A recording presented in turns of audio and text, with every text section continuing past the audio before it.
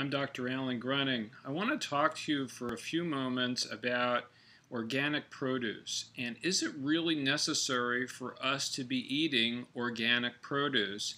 You know, there seems to be a lot of controversy as you watch television and listen to different pundits saying that organic is not that great, that it's contaminated too, it depends where you get it from.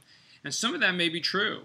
If you're getting, non-certified organic produce from another country, you have to be really careful about, do they have the same rules that we do? Is it really free of the pesticides?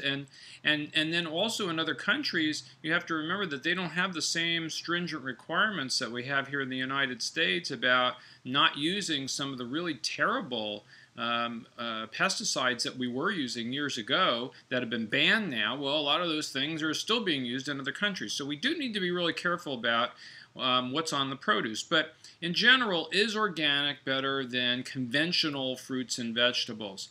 And a study was just done, and I have a copy of it here, by the Stanford University. And this was just released September 3rd, 2012. And at Stanford, they analyzed 230 field studies and 17 human studies conducted in the United States and Europe to compare pesticide residues, antibiotic resistance, and vitamin and nutrient levels in organic and conventionally produced foods. So this should be a definitive answer. And I remember hearing a summary of this in the media on TV, and the results were totally different than what I'm reading myself. They said it really didn't matter whether you ate organic or conventionally produced fruits and vegetables, that they all had the same amount of pesticides. Well, clearly, this study doesn't say that. This study says that there is a huge difference between eating organic and conventionally produced fruits and vegetables, and that by eating organic, you can significantly lower the amount of pesticide residues that are in your body, and we all have them, believe me.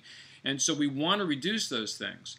And so by eating organic, you can reduce those things. Now, again, it is important to get your organic produce from a reputable store or a co-op or provider that we know where it's coming from, and that it's mostly coming from organic farms in the United States. Obviously, if it's best to get it locally from an organic provider that you already know what they're using and who they are, but that's not possible for most of us. So you want to go to a mainstream organic store where they have very strict requirements about who they buy from and where they're getting these things from. And by the way, it is easier to find those things, and the prices are coming down as the demand is growing from consumers for organic produce. But there's good reason to want to do that because of the pesticides. Now, in addition, the nutrient levels of organic produce are better than what they are in conventionally produced produce, which we had assumed for a while, but this actually confirms that. And also, this is very important about the meats, that meats that are non-organic, that have growth hormone and antibiotic in them, these meats have a much, much, much higher presence of antibiotic-resistant bacteria in them. Now, why is that important? Well, it's bad enough that you're getting bacteria in any of the meats to begin with, but to get antibiotic-resistant bacteria in the meat, that's a very bad thing, because if you get sick, there's not a lot of drugs that can treat you. So clearly we want to get organic meats if at all possible, and it is getting much easier to find organic chicken, organic beef. You can get it at mainstream stores now. Major companies are producing it because, again, consumers are demanding it. Now, why is it so important to get these pesticides out of your body? Well, pesticides are part of a broader category of substances called persistent organic pollutants, and that also includes plastics, which if you watch my show, you know I'm very anti-plastic, especially when it comes to anything near your food supply.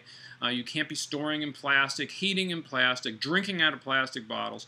But plastics and pesticides are two of the major components of these persistent organic pollutants. And what's so important about those is they get into your body, they lodge in the fat cells of your body, and they are not easily removed. They are not water soluble, they're lipid soluble. And so it's very difficult for your liver to get those things out of your fat cells and detoxify them and get them out of your body. And you have to actually go through a detoxification to be able to do that. So it's very important to reduce the exposure that you have to these pesticides and plastics that are polluting our body.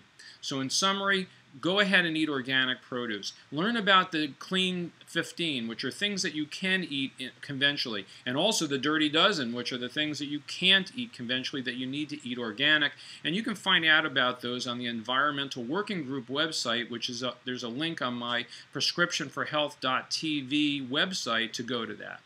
Again, this is Dr. Alan Gruning. Thanks for joining me.